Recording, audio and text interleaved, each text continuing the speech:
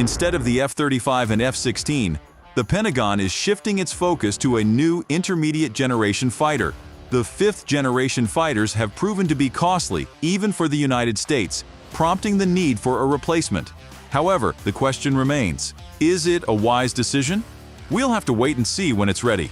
But for now, let's delve into the specifics of this new fighter, its capabilities and the details of its development. So, make sure to subscribe to the channel and let's get started. The fifth-generation fighter F-35, which was supposed to replace almost the entire U.S. strike aircraft fleet, does not meet the capabilities of the U.S. Air Force. The desire to create a universal, cheap, and mass-produced stealth aircraft has officially been recognized as unattainable. This was openly stated by the commander of the U.S. Air Force, Charles Brown, in a conversation with journalists, where he compared the F-35 to a sports car that few people drive every day. But in response to the direct question of whether the Pentagon is really considering ordering new F-16s as an alternative to the F-35, Charles Brown gave a rather stunning answer. "I doubt that we will need modernized F-16s. If we are capable of creating something new, cheaper and better, why not do it? There's no need to choose from what we have now." As emphasized by Charles Brown, the U.S. Air Force has already conducted a detailed analysis of threats and has concluded that a completely new aircraft is needed. We need an entirely new fourth-plus or fifth-minus generation fighter. In terms of combat potential, it should be between aircraft built in the late 1970s and modern stealth aircraft like the F-35 and F-22, said the commander of the U.S. Air Force, adding that its development will not take too much time. In particular, he cited the example of the T-7A Red Hawk and the new secret next-generation air dominance aircraft, which were developed using modern computer technologies in record time. It should be noted that in the United States, there has been a wave of criticism. Instead of the unsuccessful F-35, the development of which cost $55 billion, and with modernized F-16s available, the Pentagon is talking about the expenses of developing a new aircraft with no guarantee of success. From the perspective of Defense Express, it should be noted that every fighter aircraft, like all other weapons, is created to perform specific tasks, taking into account the capabilities of the enemy. However, no one in the world has been able to replicate the F-22 and B-2, which were outlined in the 1980s. These aircraft were designed to counter the Soviet Union and its hypothetical capabilities. The F-35, created in the 2000s, is the result of the concept of total technological superiority, which in real life is too expensive for everyday use. The issue is that 1 hour of flight of this aircraft costs between $28,000 and $36,000, while 1 hour of flight for the F-16 costs between $8,000 and $22,000. However, all recent U.S. Air Force combat operations have shown that using the F-35 for bombing missions is not significantly more effective than using the F-16, not to mention the A-10, but it is significantly more expensive. During this time, no aircraft capable of competing with the F-35 in the sky has emerged.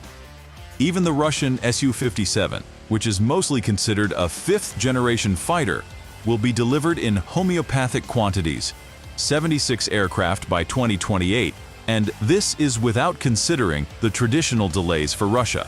I would call the Su-57 something between Super Hornet or Silent Eagle International Roadmap and Chinese J-20, and it is closer to the first than the second, said Tyler Rogowy, aviation analyst. A similar situation exists with the Chinese Chengdu J-20, which, in all likelihood, will be much more numerous than the Su-57, but has a range of questions regarding the effectiveness of onboard radar equipment, engine power, maneuverability, air-to-air missile capabilities, and more. The J-20 design is very similar to the American F-22 Raptor, although there are some clear differences between the two aircraft. Initially, it was believed that the aerodynamic scheme with the front plumage of the J-20 caused damage to the secrecy of the aircraft, but computer simulation shows that the J-20 is extremely difficult to detect with the frontal approximation, and its inconsistency can improve as the program is becoming. The J-20 hides its weapons from radars a little differently than Su-57. It uses one large armed compartment for different rockets and bombs, often designed for air fighting against terrestrial purposes. He also has two small side compartments for the air-air-air weapons.